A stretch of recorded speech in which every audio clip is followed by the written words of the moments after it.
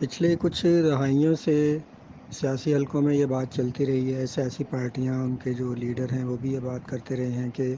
ایک charter of economy تیار ہونا چاہیے۔ تو آج کل پھر یہ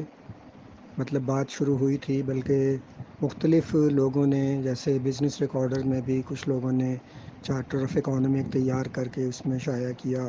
اسی طرح اور اخباروں میں اور مختلف پارٹیوں نے یہ کام کیا اور اس پہ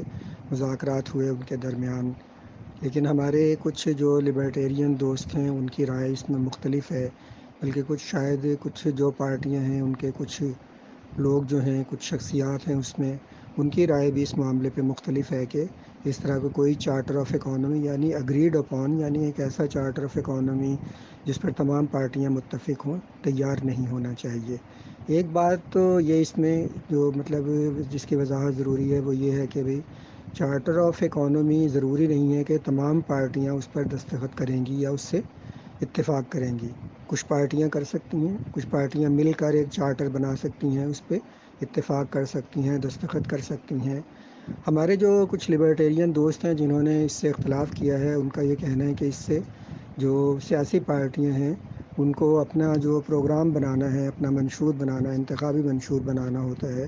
اس میں ان کی آزادی جو ہے سلب ہو جائے گی کہ وہ کس قسم کا معاشی ایجنڈا سامنے لانا چاہتے ہیں، کس قسم کے معاشی ایجنڈے کی بنیاد پر سیاست کرنا چاہتے ہیں، ووٹ لینا چاہتے ہیں لوگوں کے۔ لیکن جو ہمارے لبرٹیرین دوست ہیں اور کچھ وہ سیاستدان جو یہ کہہ رہے ہیں کہ چارٹر آف اکانومی کوئی ایک تیار نہیں ہونا چاہیے، میرے خیال میں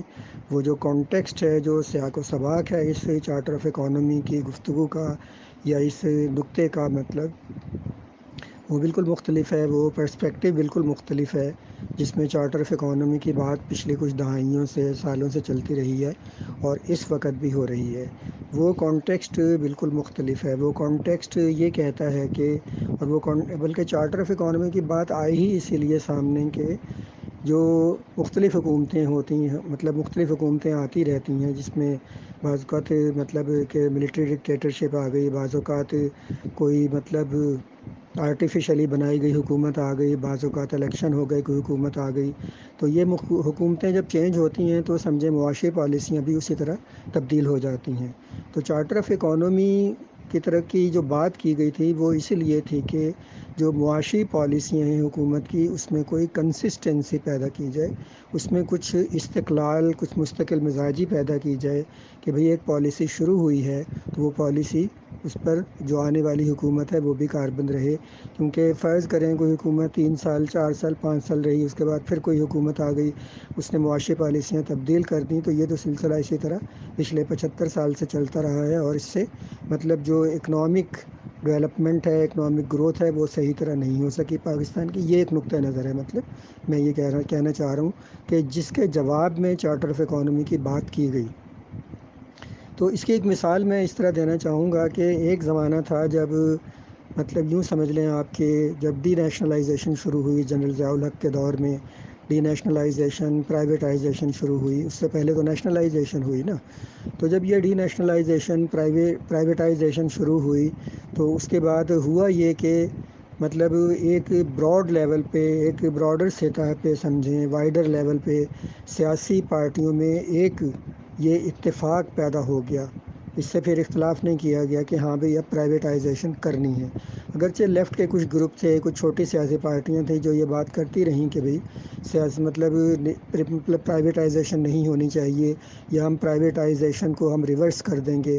اس طرح کی باتیں بھی ہوتی رہیں۔ لیکن یہ کہ مجموعی طور پر جو بڑی سیاسی پارٹیاں تھیں جیسے مسلم لیگ نون ہے، پیپلز پارٹی ہے، ان سب کا ہی ایک طرح سے اتفاق بند ہو گیا تھا اس بات پر کہ بھئی پرائیویٹائزیشن کرنی ہے۔ بلکہ اس کی ایک اور مثال یہ دی جا سکتی ہے کہ ایک دور تھا جب بے نظیر کی حکومت اخباروں میں پورے صفحے کے یا آدھے صفحے کے اشتہار یہ چھپواتی تھی یا چھپتے تھے کہ بھئی نیشنلائزیشن فار دا پیپل، اور پھر ایک وقت وہ آیا سمجھیں جو بے نظیر کے آخری دور کی حکومتیں تھیں، جو لاسٹ اسٹینڈ تھے گورنمنٹ میں ان کے، اس میں وہی آدھے صفحے کے یا پورے صفحے کے اخبار کے اشتہار چھپتے تھے، پرائیویٹائزیشن فار دا پیپل۔ تو یوں سمجھیں کہ ایک طرح سے پیپلز پارٹی میں بھی، نون لیگ میں بھی مجموعی طور پر یہ ایک اتفاق پیدا ہو گیا تھا کہ بھئی پرائیویٹائزیشن کرنی ہی ہے، اس کو واپس نہیں لے جانا، ریورس نہیں کرنا ہے۔ اور کسی نہ کسی حد تک یوں سمجھ لیں کہ